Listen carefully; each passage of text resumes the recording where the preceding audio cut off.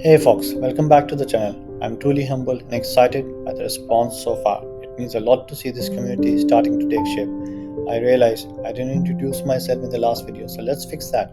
I started as a finance professional and worked on a couple of transformation projects, but over the last 2 to 3 years, I've been fortunate to be part of an amazing technology team. I live in Toronto and I love to read. Actually, I've built a whole reading system for myself, but we'll save that for another time.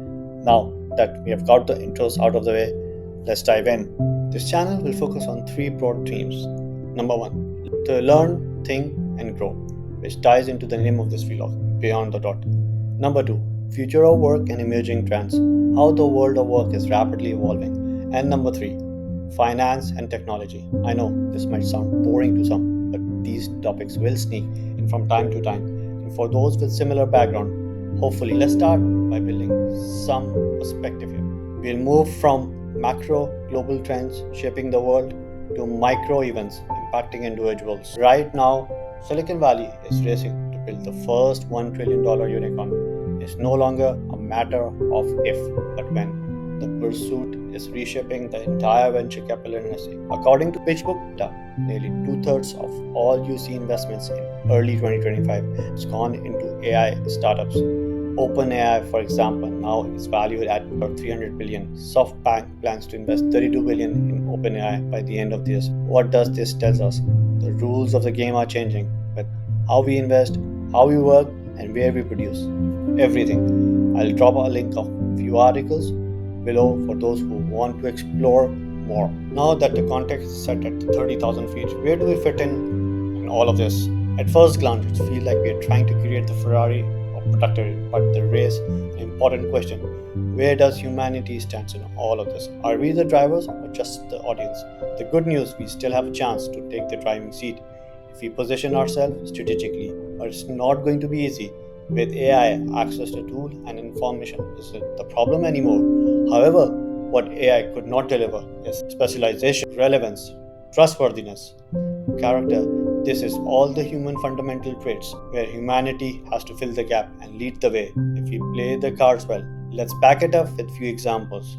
Elon Musk, Richard Branson, both are most popular figures and have large numbers of followers than their brands.